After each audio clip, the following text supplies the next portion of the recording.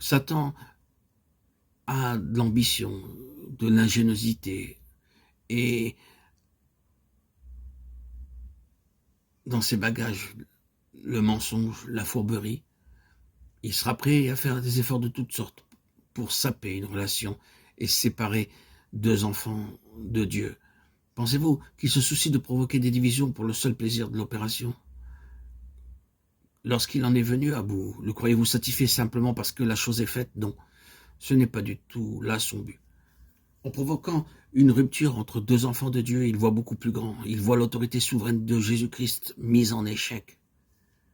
Telle est la portée que peuvent avoir nos relations les uns avec les autres. Est-ce Satan qui va être le Seigneur ou est-ce Christ? Tout ce qu'il y a de solennel dans cette alternative peut dépendre de ce qui se passe entre quelques personnes. Et la moindre petite chose qui se débat entre deux frères en la foi, examinée ce jour-là, prend soudain des proportions universelles. La réalité suprême dans l'univers de Dieu peut se trouver liée aux relations qu'entretiennent l'une avec l'autre deux enfants de Dieu.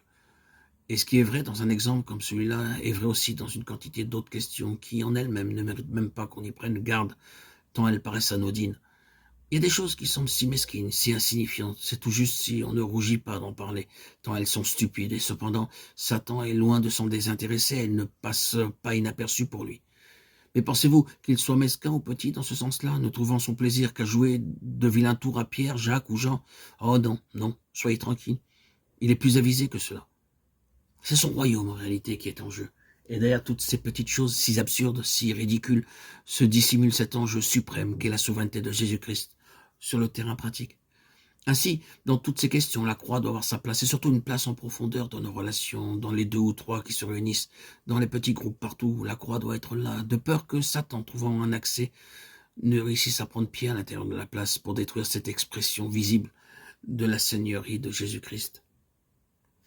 Cette preuve pratique que c'est bien lui qui est Seigneur et seul Seigneur, c'est dans ces choses que la croix est nécessaire, car la croix est la condition indispensable pour placer hors de toute atteinte cette réalité suprême, la souveraineté pratique du Fils de Dieu. C'est pour cela que l'Assemblée doit faire sienne cette signification profonde de la croix, et doit être sur cette terre un peuple de Dieu qui représente deux choses.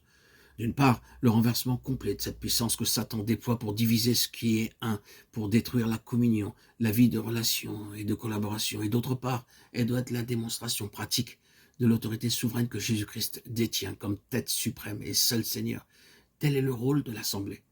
La Seigneurie de Christ, voilà la grande question avec laquelle l'Assemblée et la croix ont toutes les deux parties liées. Et Satan ne se soucie des enfants de Dieu que dans la mesure où cet objectif suprême peut être réellement touché.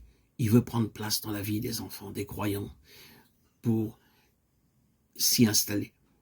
Peut-être réalisez-vous qu'on peut être de l'Église ou on peut être dans ce qu'on appelle les églises et tout ignorer de cette guerre spirituelle. Ce conflit si réel qui se livre dans les lieux célestes contre les puissances des ténèbres demeure absolument étranger à ce qu'on appelle communément l'Église. Dans cette Église-là, il n'y a ni combat, ni bataille, ni hostilité spirituelle. Une telle atmosphère est tout à fait en dehors de son horizon. Pourquoi? Parce qu'on n'y a jamais senti la terrible secousse que produit une connaissance vivante de la croix.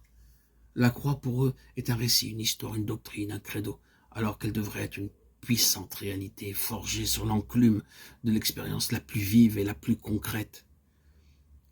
Dès qu'elle devient cela, on apprend ce que c'est que la bataille. Là où la croix ne se révèle pas vivante dans les effets qu'elle produit, Satan se tient bien tranquille. Ce n'est pas l'assemblée, cela. On ne peut pas avoir une assemblée sans la croix. Et on ne peut pas avoir la croix sans qu'elle prenne une forme vivante qui mette en émoi les puissances mauvaises. Voilà ce qu'est la croix dans la pensée de Dieu.